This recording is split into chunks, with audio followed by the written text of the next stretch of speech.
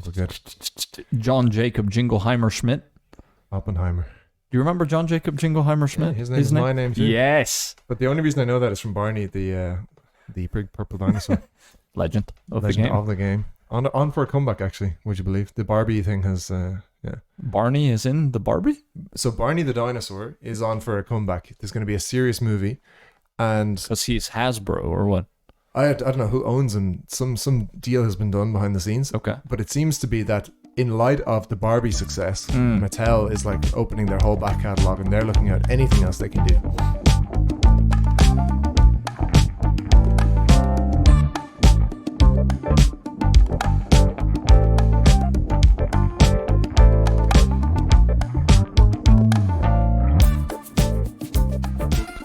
Listeners, welcome back to the Lost in Postulation podcast. I'm Nicola Volpi, and I am rejoined by... He's hot. He's humid. He flew in scheduled from Singapore Changi Airport due to his private jet breaking down. It's Neil Fitzpatrick. Oh, I wish there was a private jet option. It was a long flight. Now, actually, I got off the flight this morning, just for the listeners to be aware. It's currently, recording time is 3:35 or so. I got off the plane at 7 this morning, 7:20 or so. The dedication of a champion right there. That is true dedication. And it was 13 hours all in, door to door, direct flight from Singapore. So here I am. So I suppose let's use this just as a disclaimer that my postulations may not be up to their usual high level. There's always something with you, isn't there? I'm running on fumes here. I just got a coffee and let's see how it goes. But fingers crossed, it's going to be good. Great. And big first day of school vibes here. I can't wait to hear about your travels through Southeast Asia. Some Bill Bryson traveloguing here. Absolutely. Going to fill you in. Some highs and lows, put it that way.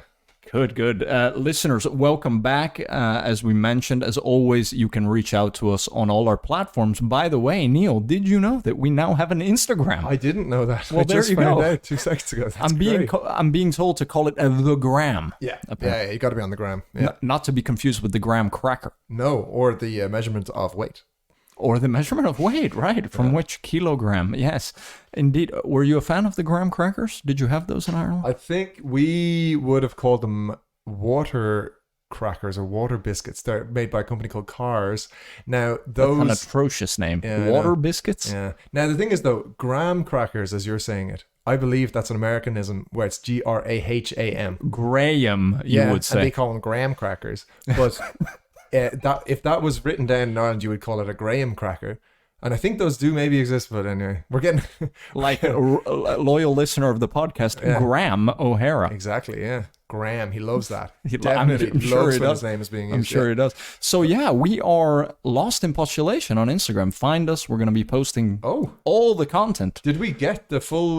We made a post, Neil. Thanks for your engagement while you were on holiday. Jeez, my bad. I will be sure to follow. I am actually on Instagram, so this is huge. I didn't know you were on Instagram. I have a very small, very exclusive Instagram. We're in the very loyal following. Low double-digit what we call followers. it in the business. Yeah, exactly. Yeah, micro influencer. But there we go. Yeah, so that's the Instagram. As always, email. We've been getting some lostinpostulation@gmail.com with all your postulations, anything you want us to investigate, and we also, for the time being, have a Twitter without a blue tick.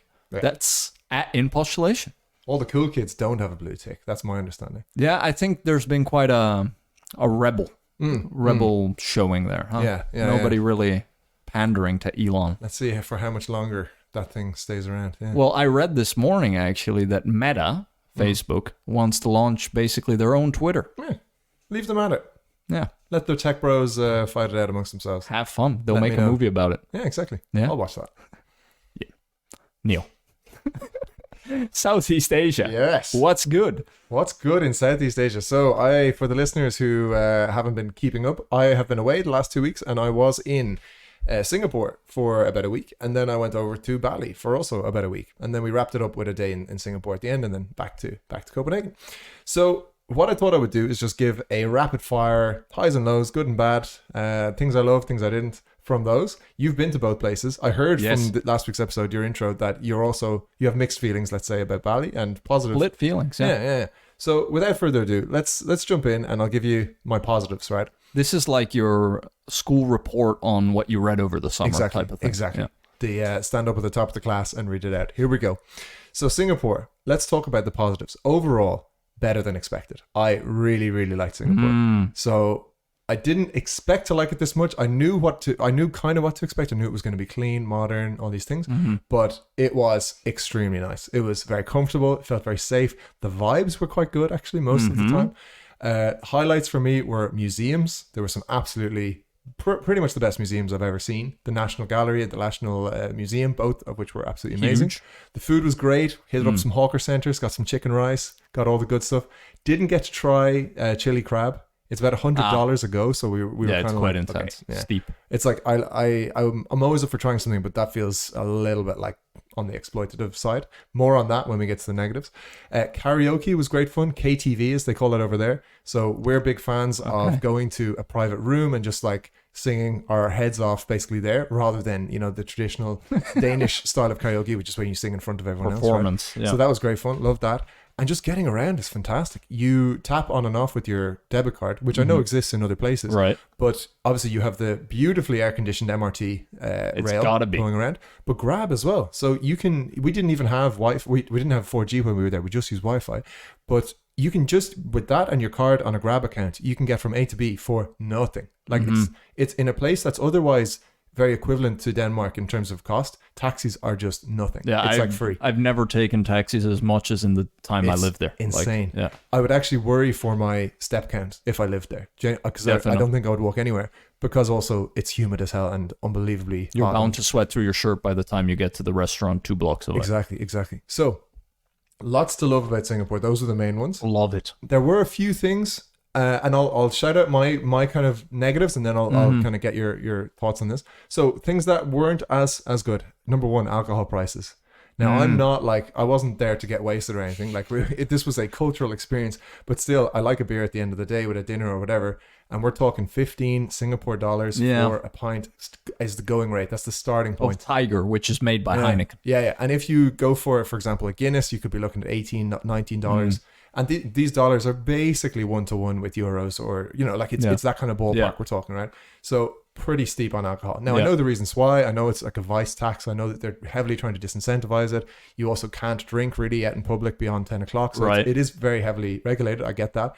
But it was pretty steep. And like, you have to really have your wits about you to know what you're ordering, because otherwise you would end up with a bill of like $100 just on alcohol. No, definitely. And I remember when I was there, it was so steep that I basically didn't drink for 6 months. Yeah. And then we got a visit to the Tiger brewery. Oh. And I got wasted on my first beer, basically. Yeah. Your tolerance would have been at the absolute floor. That's the trick for next time you go. Absolutely. Go visit the brewery. Don't drink and then hit the brewery. Good to know. What I've written as number 2 on the lowlights: oppressive heat. Like oppressive. Now, I'm a very pale Irish guy. I cannot be more than 10 minutes in direct sunlight anywhere in the world, let alone on the equator. So this was like properly intense. It's intense. It was factor 50 being reapplied and reapplied. It was like, I felt like an insect, like darting from one shady area to another almost, you know? And even if the Google Street View or whatever, or the Google Maps would say it's only 10-minute walk, I'd be like, okay, let's just psych ourselves up for this, you know? So that was hard. And I think that would, if I did live there, I think that would really add up over time. That would be like a... And steamy. So even when it's overcast, it's 95% humidity. You're getting drenched, and the contrast with the air conditioning, because the air conditioning is just as intense, just on the other end of the scale. It's almost a curse, because you come in and you go, oh, amazing air conditioning, but then it makes it all the worse when you go out again, and you're like, oh my god, it's like walking into a sauna when you go out. I would almost rather just have it at that baseline, like it's 30 degrees all the time. I would actually rather just have that and just maybe get used to it, you know. Yeah. But anyway, oppressive heat. Number 3, you'll like this one: lack of banter. There's just no banter. No, not much. Yeah. So I knew to expect a very straight-laced society, but like genuinely, it seems like fun is like last on their list. It's quite buttoned up. Yeah. They're like, by 12 o'clock, all the bars are closed, and they're like, right, you guys need to be getting home to your bed so you can be productive tomorrow, right? Yeah. Like there's no getting sloppy. There is no getting sloppy, and certainly it's heavily frowned upon. I know that like you can be heavily fined for for public disorderly conduct. You know, for And drunkenness. sometimes you're driving down and you'll see your friends doing some cleanup service on the side of the road as a punishment for the kids. So overall lack of banter, and that comes through in the vibes. Like generally, you just never get the same level of fun that you would get anywhere else. You know, in the world. Or even just a bit further north in Bangkok, for example. Exactly. Yeah. Where I've also had a much more fun time. Where it's maybe too much banter at times. Yeah. Oh, far too much in some places. Yeah. And then I also wrote like prices generally. So I mentioned alcohol, but actually overall, like here a bit in Denmark, any experience you do, any service that's provided by a person, forget about it. Like I had to just stop looking at the transactions because it was painful. Like we would do 2 hours of karaoke and you're talking like $150 just for, you know, it was just like, you're lucky you didn't need a haircut. oh no, thank God. Yeah. I mean, I wouldn't have dropped it. I would just be like, power through, you know. It is insane for that. Yeah. So that didn't feel phenomenal. And that over time, over a week, you're just like, again, not looking at the bank account, not just scared to check how much you've even been spending, you know? Yeah. I mean, it adds up to 2.5 weeks of dinners in Greece, for example. Yeah. That's right. Yeah. When you add it up like the opportunity cost and you're like, right. Man, like even in Copenhagen, I could do more with this. But you can't do that to yourself. No, I know. And it is a holiday. You're supposed to be there to enjoy it and just not think about it. Yeah. So that's what I did. So, and then the last was like what I said was high highs, but also low lows. And what I mean by that is Singapore at its best is mind blowing, right? There are places and images you'll see where you're just like, this is the future, this is amazing. But it's not actually consistently the case in Singapore. And you don't have to go too far off the beaten track before you start seeing pretty rundown, bad parts of town also. Definitely. And it, like, especially around Chinatown where we kind of went through a few alleys there and stuff, it became clear that it's not the paragon of like futuristic modern living. It's just really well boarded up. It's just really well kind of covered, right? To first glance, it looks incredible, but then when you dig a little bit beneath the surface, it's like, some people are really living in quite terrible conditions here. And you have that westernized facade, financial center filled with the expats, everything very wealthy, all the Western steakhouses, etc. But then you also notice, you know, you go down some of these side streets or even a bit further out, if you take the metros all the way out, people don't actually speak English there. No. You know, you have people, what I noticed often was you had people well into their 80s that were still working, which is something we definitely don't have here. No. I mean, certainly not in France. Yeah. 20 years retired by that stage. Yeah, exactly. But, So, I feel you. You know what I mean? Yeah, but absolutely. To wrap it up, though, very positive. So, loved it. Could see myself living there, probably, if I had to. And, I was very, very glad we went. And that's the thing I've discussed with a lot of people. If you are going to live somewhere in Asia for a few years, that's kind of a good middle ground. Also because it's so well hubbed. You can get to anywhere in not just Southeast Asia, but even further on. It's only a 6-hour flight to Tokyo. I put only in air quotes, but still, for us, that's nothing. I think Australia is right? like 7 hours. Yeah, you can get down to Perth, I think, even quicker, right? If you go over to the west coast of Australia. Exactly. So it's perfect for that, where it's just like, get yourself set up on that part of the world for a few years, as you say, and then see it all, tick it all off. Like that would be a great strategy, I think. If I was to commit to like 30 years of living there, okay, that might be a huge problem, and I would definitely have to think hard about that.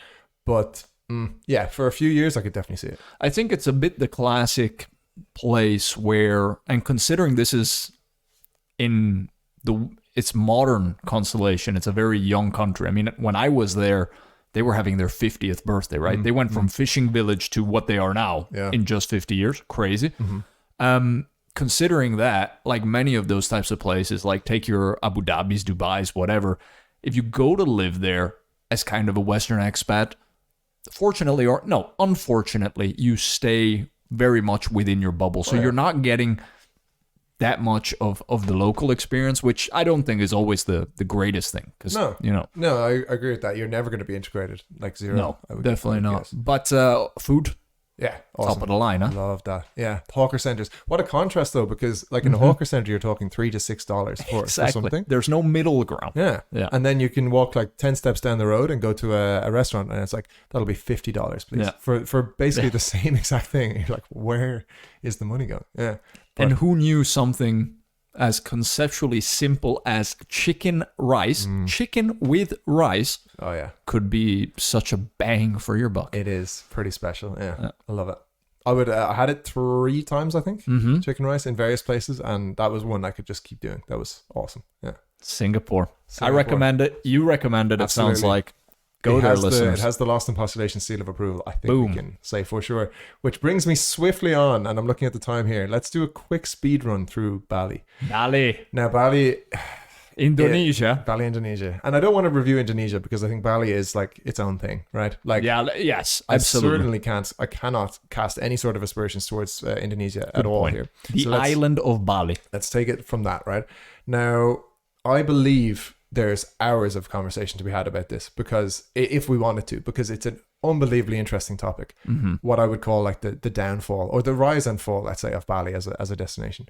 Sounds like a book title. Yeah, I think there's plenty there, and we don't have time for that today. So what I'm going to do is just a really quick summary. Give it to me. My summary in one word is below expectations, basically. So, and I came in with low expectations. Like I knew it was super touristy. I've done all the research, but I was like, yeah, but I just want to see, and maybe if I avoid the worst places, I can see all the good stuff, you know.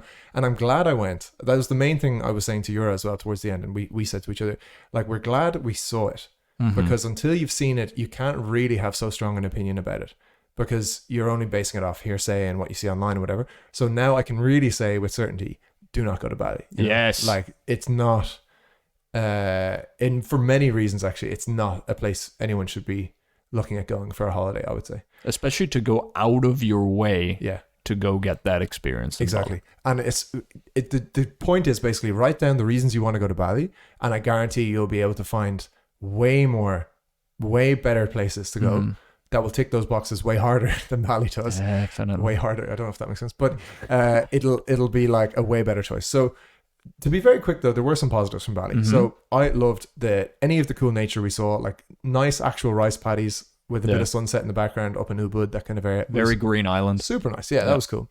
Surfing, great fun. Love a bit of surfing. So great conditions for it. It's lovely to go surfing outside of Europe where you actually don't need a wetsuit, for example. So like that's nice. And where they have legit waves there. Yeah, exactly. But also beginner friendly, depending on where you Also, go. well, that's what I went on, definitely. Yeah, beginner oh friendly. yeah, 100%. Yeah. So Canggu got some nice Yeah. intro to surfing there. Fun nights out. There were a few fun places. You gotta be lucky and find them, but Yeah. amidst all the chaos, there are some like decent places where you'll meet some cool people.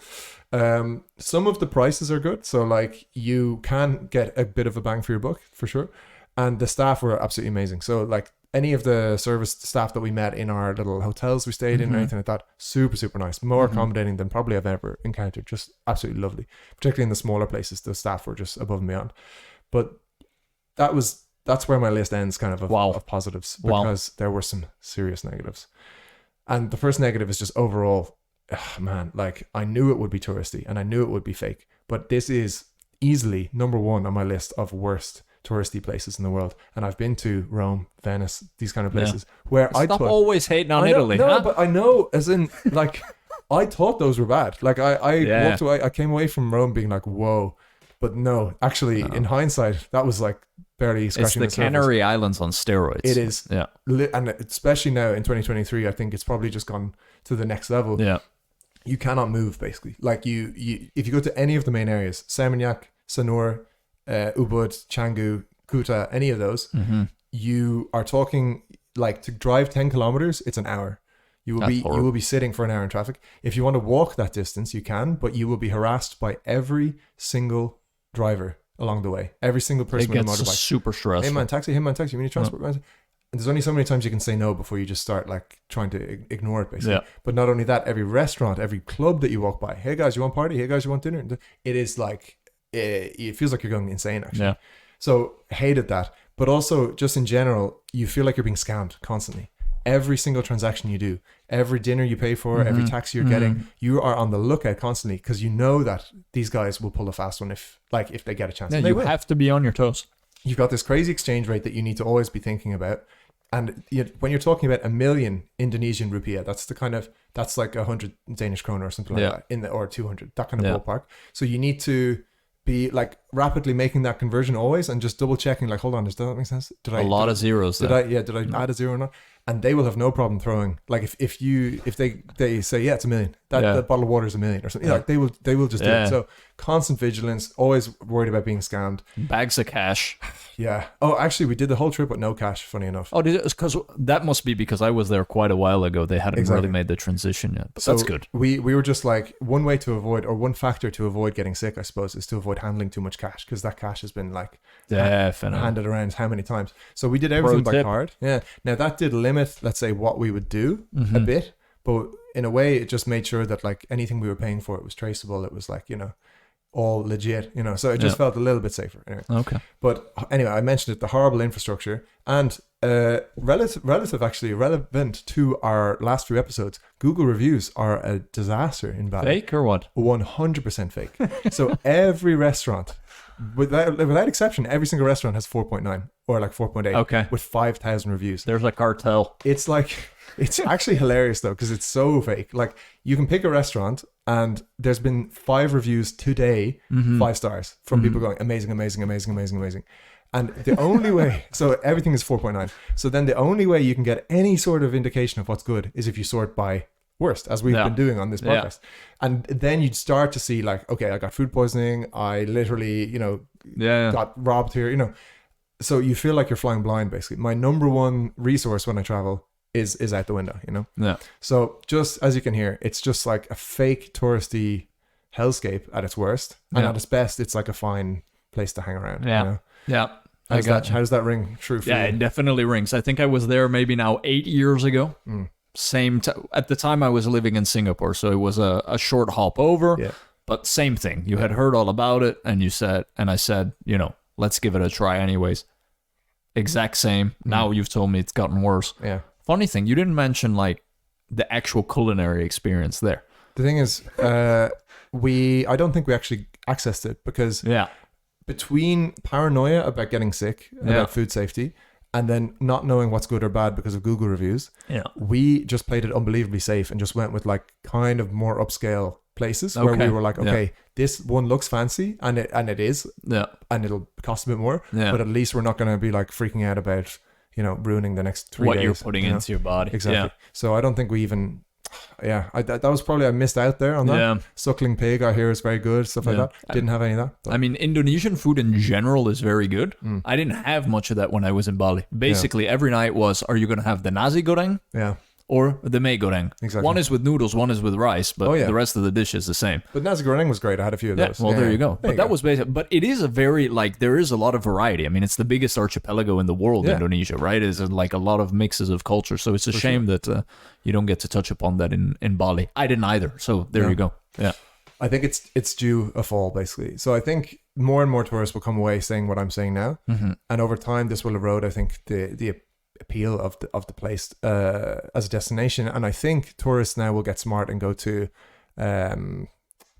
Lombok next door. Exactly. I think people are starting to find there's like slightly better options out there. Yeah. So please, I encourage listeners to do exactly that. If you're looking at Southeast Asia, do look a little bit further than Bali. You can do a lot better. And if you agree or disagree, let us know what you think about Singapore. If you've had any experiences serving out your punishment for littering, or if you've had great surfing experiences in Bali and have decided to move there, let us know. I'm particularly interested to know anyone who disagrees strongly with either side of this. Because like if someone had an amazing time in Bali, I would love to hear about it, because maybe I just did it wrong, and I'm very open to being wrong on this one. But I do think it's quite hard to have a fun time in Bali right now. Well, Neil, thank you as always for your incredibly balanced view here. And we will come back after the break with a listener mailbag.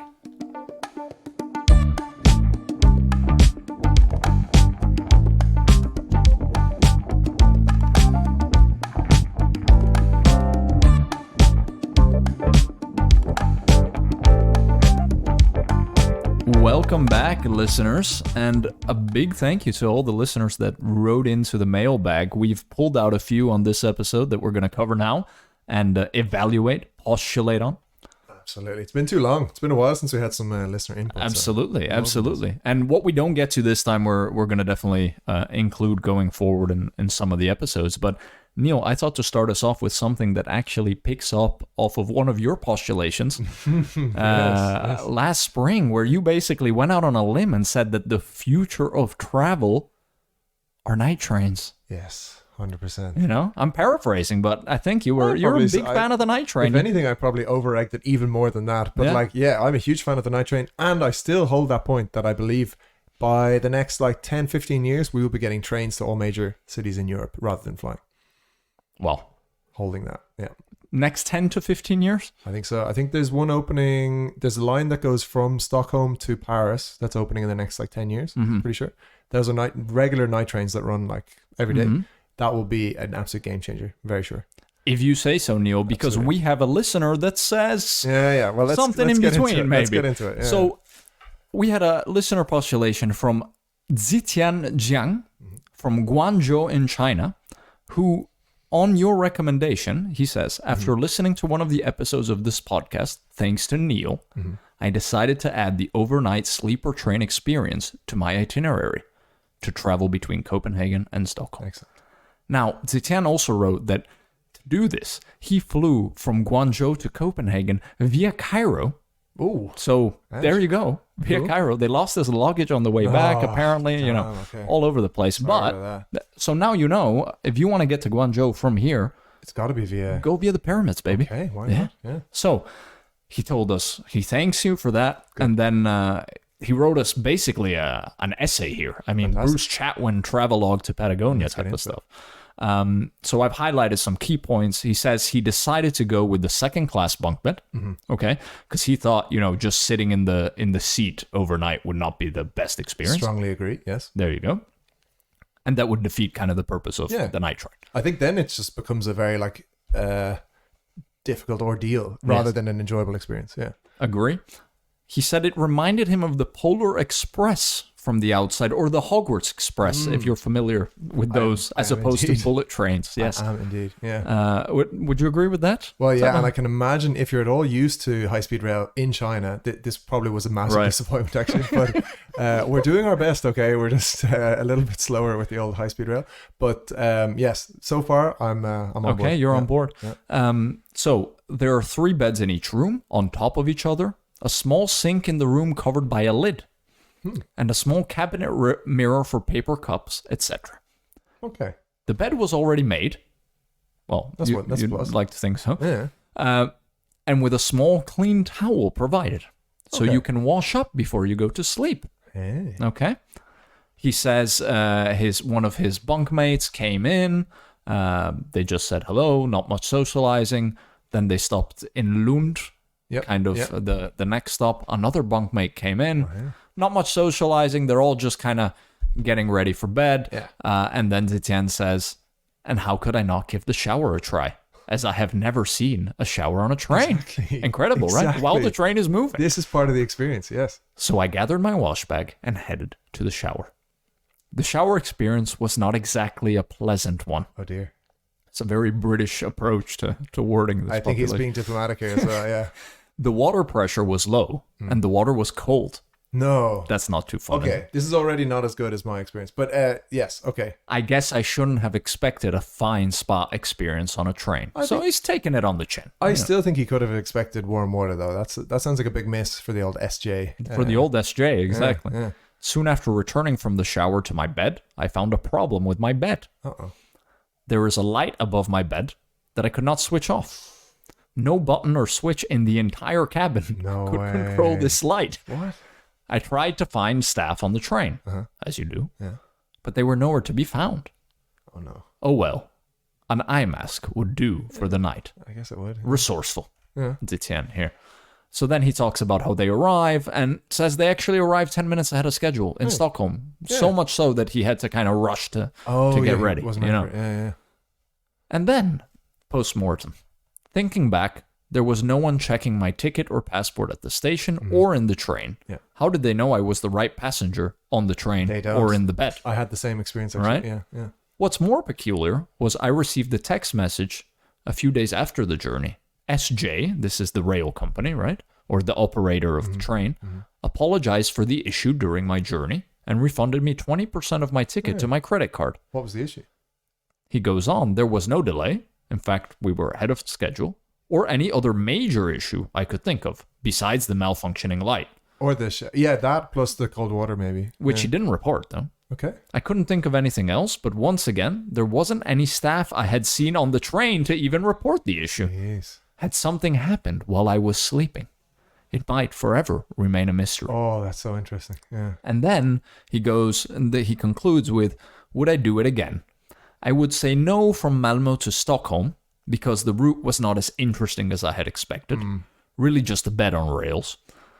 Especially when the low-cost airlines offer cheap and fast ways to travel between the major cities. A sleeper train between Copenhagen and Stockholm, just not as much of an appealing offer in comparison. However, I will happily take the sleeper train again in Sweden to go further north. Yeah. A 17-hour journey to the Arctic Circle? Why not? That's well, I can think of many reasons why not, but... Yeah.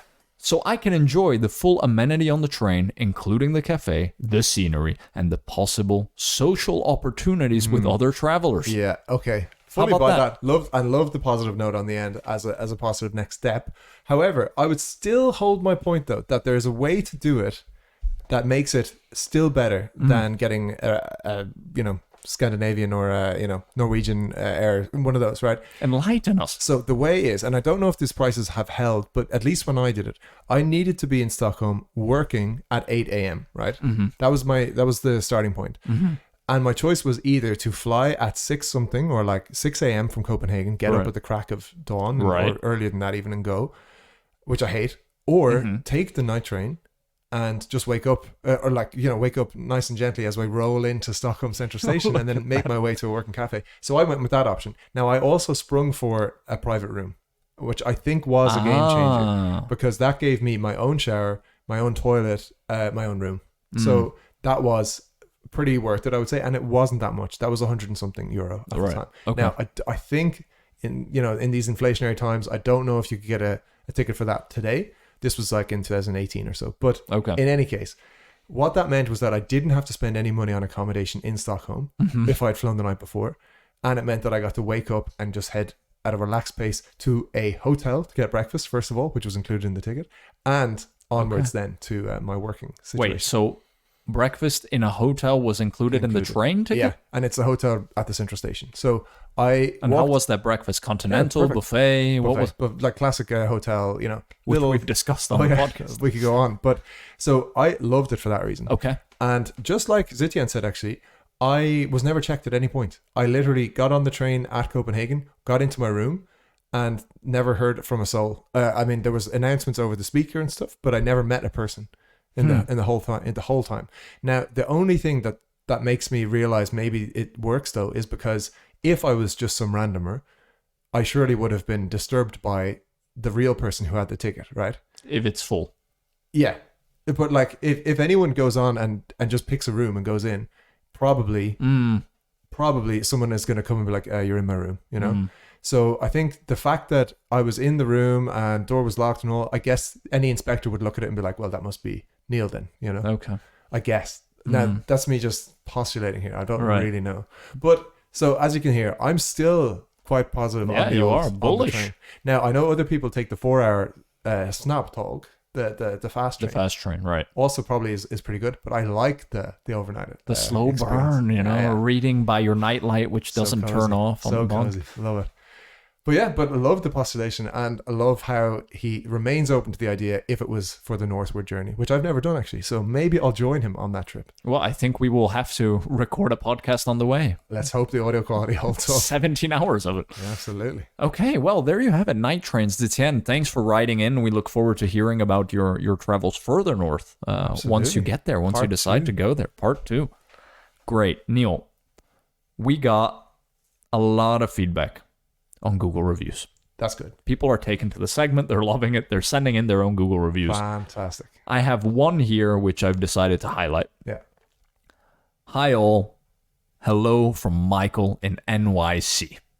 I've been listening to your podcast for the last couple of months, and I've been enjoying the riffing. Hey. I like that. Glad the riffing's going down. Yeah, exactly. There's a pay-by-the-hour motel 2 blocks from my house, which is basically a brothel/hookup place! !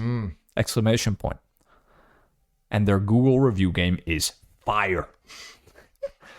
This is actually an expression which is very much picking up speed to describe things as fire. Yeah.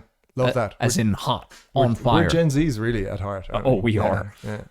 Their rating is 3.9 stars, their average rating. Not great. Yeah. Both the 1-star reviews and some of the higher reviews are very funny. Excellent. And the proprietor gives unintentionally amusing clapback responses. It's all about the unintentionally amusing. Those are the best ones. And he goes on to attach one of the excellent exchanges below. Yeah. Samantha Brown, 3 years ago. LMAOO. So obviously I went there for a reason. LOL. They have short stays, not too expensive. Samantha. But it looks like there's more bang for your buck if you stay a little longer. Totally check out the vending machines, though. What? Yeah. What does she mean here? What, like, read between the lines, no, but I guess. really, Yeah. I'm trying. But like, she's saying more bang for your buck. And okay, she's referencing something, Right. innuendo. LMAO, she went there for a reason. Okay, I get all that, right? But Yeah. what does she actually mean? It's like if you stay longer, there's more bang for your buck. What does she actually mean? Okay, all right, maybe we want to keep this family friendly. We might but need to send Michael in. I'm really racking my brains, being like, what does she? Because she's trying to make a pun or like a joke of some kind, right? Right. But I don't know what she means. We'll figure it out. I'm sure. Maybe Michael can enlighten us. But Because she says the short stays are not too expensive. okay. So she's kind of just making a kind of a funny, like she's. There's nothing more to it than just like. It's a pun on bang for your buck. Right, I think so. And she says, yeah. totally check out the vending machines, though. Interesting. So I'm sure there's, some Oh man, this is like materials. Is this a 1 or a 5 star? Was this like a good or a bad review? This is a 3 out of 5.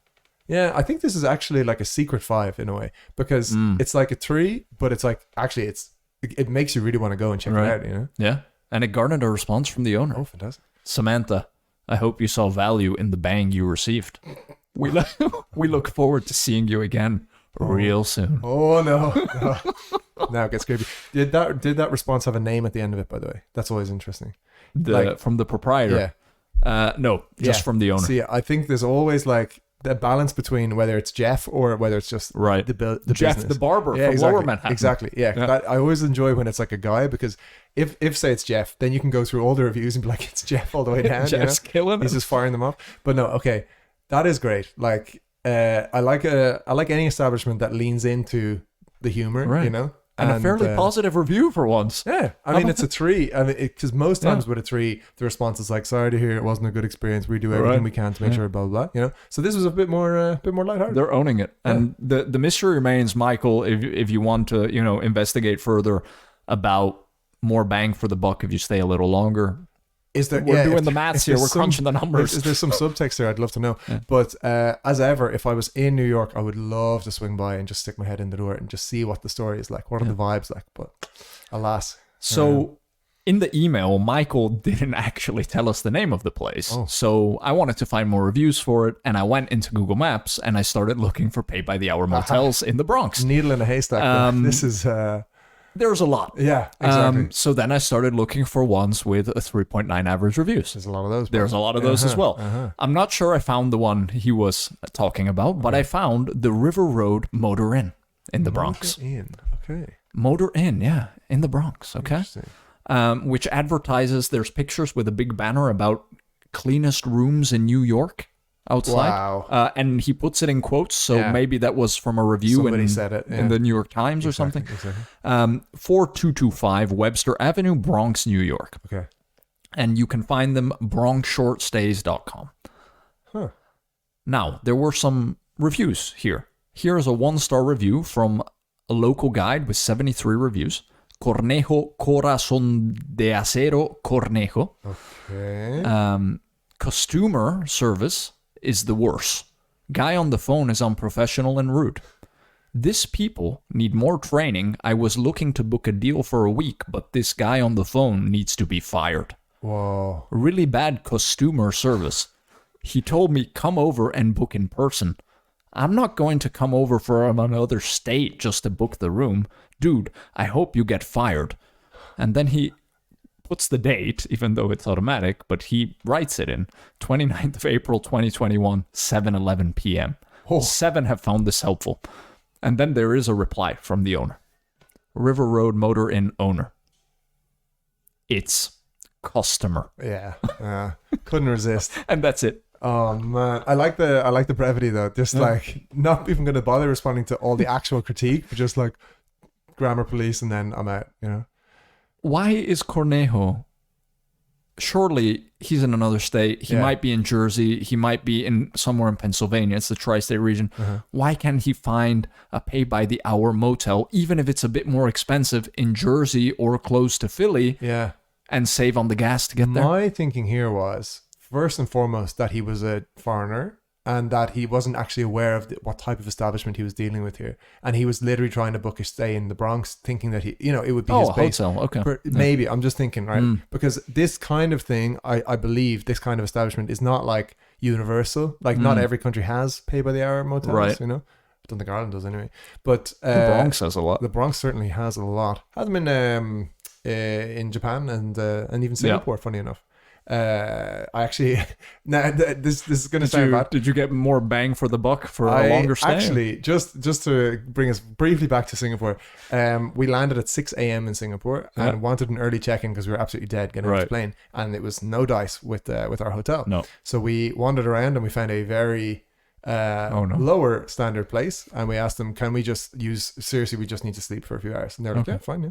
And we did, and it worked out great. Oh, so that's wonderful. This is a story where there's no 1-star review at the end, but all I'm saying is, yes, these places do exist in many parts of the world, but not necessarily all, and that is why I think this gentleman might have been misled. Cornejo is confused. Exactly, because as you say, otherwise, what is he up to? Like, what's his end game? Yeah, exactly. Well, what did they call them in The Sopranos? Guma? Yeah. Taking this guma. Yeah, taking this guma out to dinner, in the Bronx. And exactly. Coming back to the city. Exactly. No, anyway, so that's one, right? Yeah. Same place, Michael Ogilvy. Let's restart review. Okay. A few 3 stars today. I needed a place to stay on different occasions while working in that particular area, which was located right by the Metro North, so I could commute back upstate easily. And I was an excellent guest, much more than a 3-star guest at your 3-star hotel. So if I were you, I'd take the rating as a compliment, especially since your hotel is mainly used for short-term sexual exploits. Whoa! Is that in caps? Dot. Oh, no, but it's you can feel the emotion. Feel the emotion. Michael, what's this guy's name? Michael Ogilvy, wasn't it? Ogilvy. Yeah. Love that. Now, all that being said, the staff and hotel itself is not bad at all, and I would use it again if need be, and even recommend it. But isn't it? Well, he's like, it felt like he was about to say what was wrong and he never did. No, I mean, he, again, someone commuting to the pay-by-the-hour hotel from upstate New York, in this case. Is he, do you think by the text of his review, is he trying to imply he wasn't using it for like any, untoward acts? Do you think he's trying to get it across that he's using it for like real business purposes? He might be, but also what I find interesting, what makes me curious here, is out of nowhere, after explaining the logistics of why he chooses the hotel, he goes on to say, I was an excellent guest, much more than a 3-star guest at your 3-star hotel. Yeah. And then it escalates, and it's like, did someone call him a 3-star guest? What I'm saying is, like, no one's questioning how good you were as a guest, like, Michael. It's all good. Like, you were a great guest, let's assume. Michael. But there's a reply from the owner. Geez. Yeah. Okay. River Road Motor Inn owner. Average review. You were a 3-star guest. Oh, no. This is a great reply because he knows exactly how to get under Michael's skin. Pushing the button. You were a 3-star guest. Oh, wow. I mean, I wouldn't like to be called a 3-star guest. It's painful. Right? But it's just so funny because he specifically said he wasn't. So I just love that. Like, the guy is like, never, there's this phrase like, never debate with an idiot because he'll bring you down to his level and then beat you with experience. You know? And this is exactly what's happened here. Yeah. He's gone low and then the establishment has gone low too. And it's like, hey, don't mess with me on this. I've got you. He knows what business he's in. He doesn't need this guy commuting from upstate. You were a 3-star guest. Unbelievable. Was that the full text of the reply? That was it. Oh, so beautiful. He's a man of few words. But then Anna Crawford writes in. Yeah. This is the last one with a 1-star review. Yeah. Rooms are clean. I give them that much credit. Nonetheless, the downside is at the end of your stay. The person at the front desk continuously harasses you via telephone 30 to 45 minutes before it's time for you to check out. Annoying. One doesn't even have sufficient amount of time to get themselves together properly. It's so annoying. That is a little bit annoying, I will grant you. And I actually agree with her on that the phone shouldn't ring until like whatever 11:01. It's go time. That is a bit annoying, and probably it's just because they have a late checkout, early check-in. Somebody's schedules, they've messed it up, and they're like, "We really need you out of there by like 11 on the dot." It could be. I mean, I actually sympathize with the reviewer on this one. Yeah, but 1 star for that. Yeah, because think about it, it's a short-term thing, right? So they're only in there for a few hours, and the final 30 minutes, which could be the best part in theory, is being like. Hey, so you guys are you guys are gonna wrap it up now, right? Like that's okay. Yeah, that's kind of kills the vibe. The otherwise immaculate vibe is being ruined by the phone ringing. Okay, I think you and Anna are onto something. There was the lengthiest reply yet. Oh, River Road Motor Inn owner. Hi Anna. Yes, the rooms are clean, comfortable, and well decorated. Unfortunately, in your case, that makes them difficult to leave. We give a courtesy call 10 minutes before your stay is up. If you want to stay longer, just come to the office and pay for the additional time. My advice is that the next time you stay with us, you should get a 3 or 4 hour stay instead of the 2 hour stay. We hope to see you again real soon. Ooh, yeah, tricky. Now it's a war of words, because if it was only a one call 10 minutes before, okay, it's not the worst. But if she described it as like multiple calls, 40 minutes, 30 minutes, So which is it? Somebody's lying. He said, she said here. Yeah. This is a bit the classic 1-star review scenario when we get a reply. We've had it with barbers before. We've had it with the locksmiths. Exactly. I think this is where we need to create some kind of court of appeals, scenario where we actually get both people, bring them on the show to actually to fight their side. Yeah. There are 2 sides to every story, Absolutely. But we will make sure there's one judgment to each story.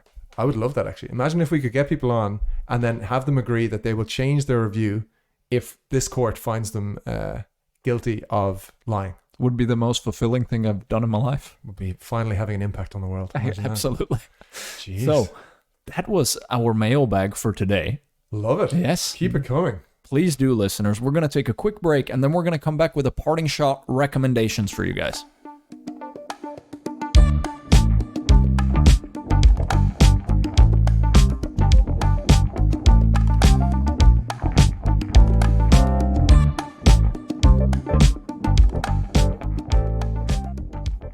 Listeners, welcome back to the final quick segment of the show where we're checking back in with a topic that is our home turf. It's part of our heritage and our history as a podcast. It is pop culture, and it is watches, TV and film, right? Yes. It's been a while. We haven't really been deep in pop culture for a while now, so we thought, why not just tag back in, get back talking about some movies and TV, and in particular talk about some things we've liked recently that we think listeners will also enjoy.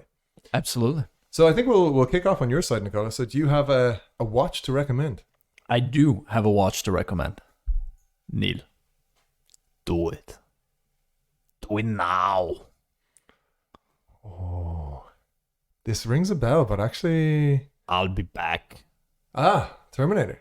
No? Well, kind of. I did also rewatch Terminator this weekend, Okay. but why did I rewatch Terminator? The Arnie... I watched the Arnie doc. 3-part. Wow. Netflix, 3 acts, okay? Yeah. Netflix, yes. It's the capstone to Arnie, basically. Like him or not. First part called The Athlete. Second part called The Actor. And third part, The American. So, obviously, mosaic career, you follow it along. The most interesting one for me was the first part. Because you and I came up in a world where Arnie was box office and then a governor of California. Suddenly, right? To me, to the outsider, it was just like, oh, okay. Right. Yeah. We weren't alive, basically, when he was the Pele, the Messi, the Michael Jordan of bodybuilding. Yeah. Like, that's the level he was on. Yeah. Untouchable. Untouchable. And the whole journey of how he got there from his childhood in Austria, where his dad was basically a defeated Nazi who used to beat him and his brother. Wow. And he set in his head at one point, I gotta get out of here.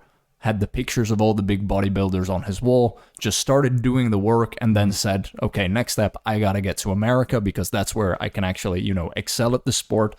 And then you follow the journey with this guy through highs and lows. So he's in it, but they don't sugarcoat anything. So they talk about also all the scandals, with the son that he hadn't talked about later on, whatever. But basically this journey where then all of a sudden he's like, because he's in California, I want to go into acting. they start dubbing him in the beginning because they're like, oh, your unfortunately. accent's not good enough. They do all of this stuff. Everyone's against him. And then he ends up being part of some of the biggest blockbusters ever, right? Absolutely. And then he says, because he talks in the whole thing, I don't want to use the word inspirational too much, but it's one of the few documentaries where I was watching and I was like, wow, this guy's life is quite impressive. And a lot of that is his vision. At one point, he starts doing like some community outreach things while he's an actor in the 90s. And then he says, I could be the governor of California. Mobilizes, makes this thing happen. And actually, funny enough, that third act is about how basically he wasn't partisan, he was Arnold, and that's what kind of made it work, and he was one of the least polarizing governors of California. So quite a cool, I would recommend it. I didn't think I would recommend it. A friend recommended it to me. I went into it saying, okay, it's going to be the classic puff piece, whatever. Yeah.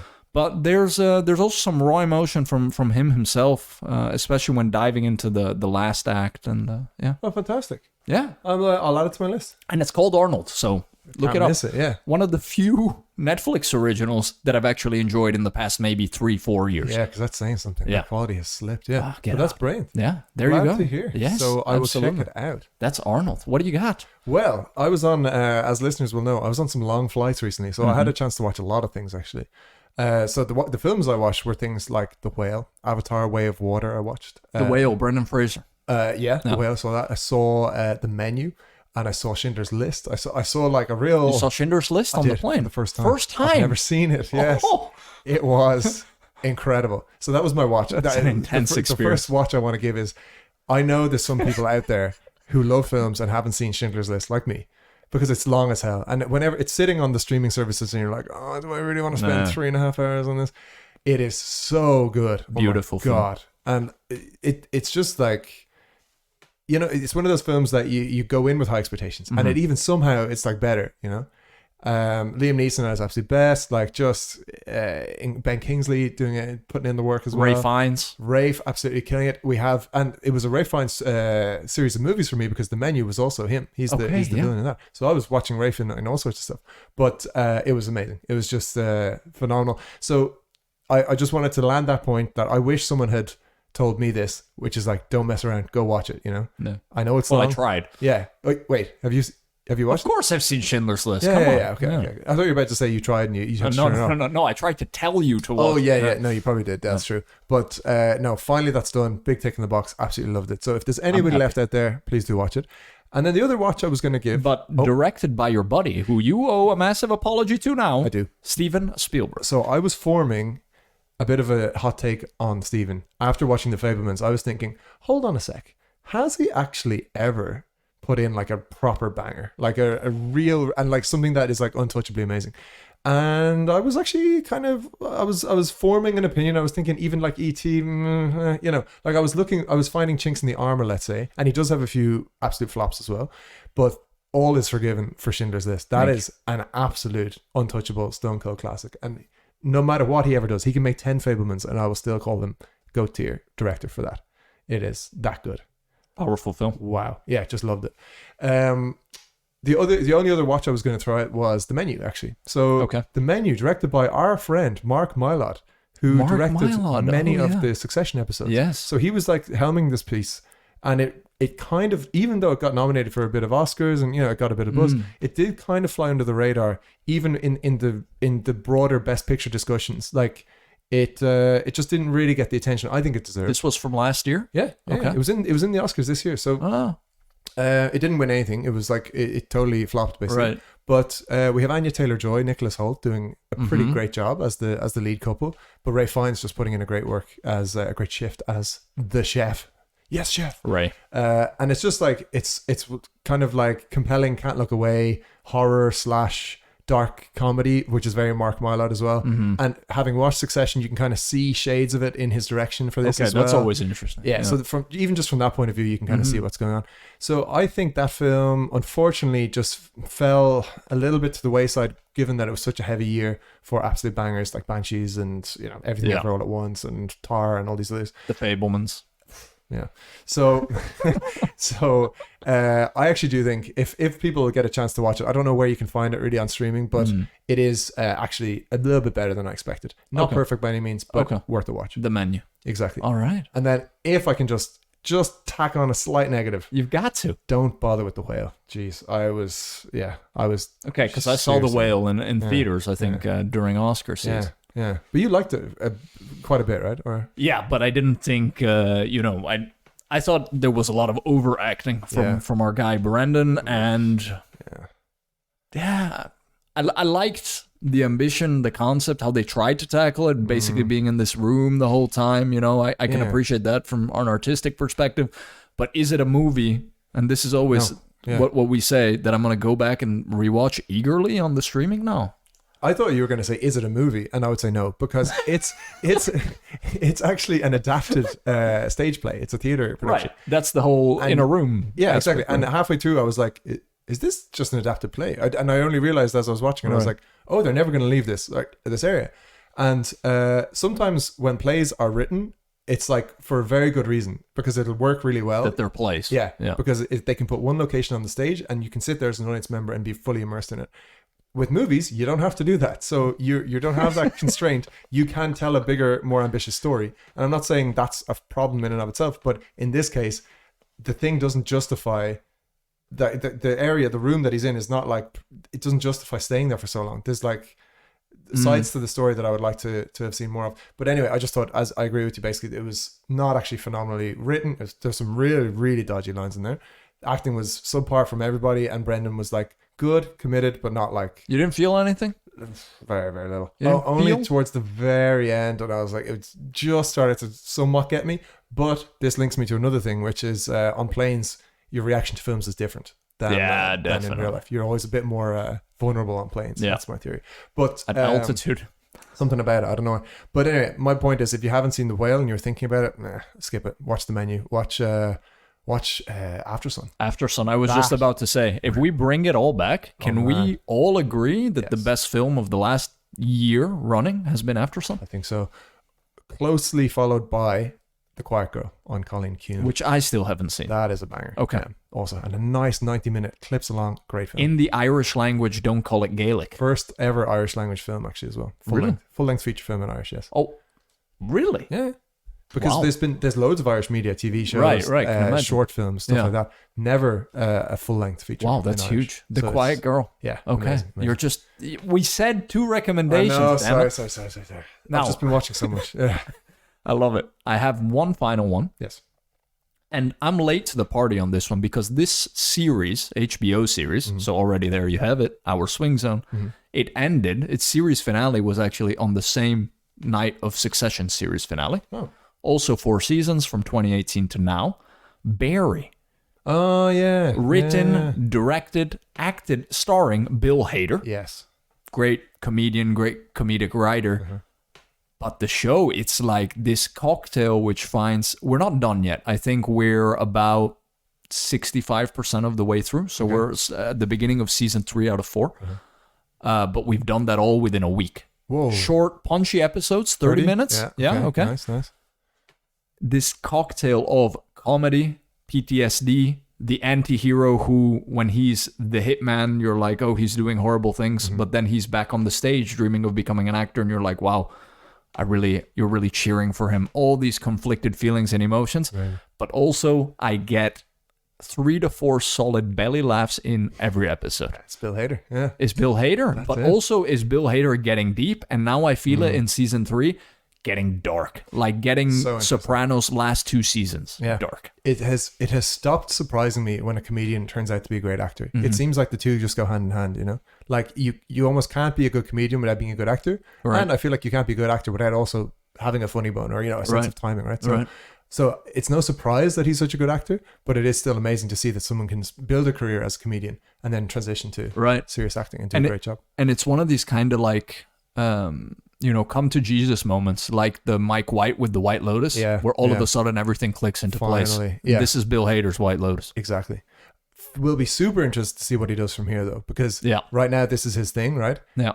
can audiences accept him in another role? Can he play another character? That'll be the interesting one to see. Like we always said about Gandolfini, and unfortunately we weren't we'll able never to know. really find out. That is true. We did see him in The Loop, but not much else. Yeah, No. sadly. But amazing stuff. So another recommendation to cap off the episode, and there we go. There we go, listeners. Thanks for tuning in, and we will hear from you next week. And you will hear from us.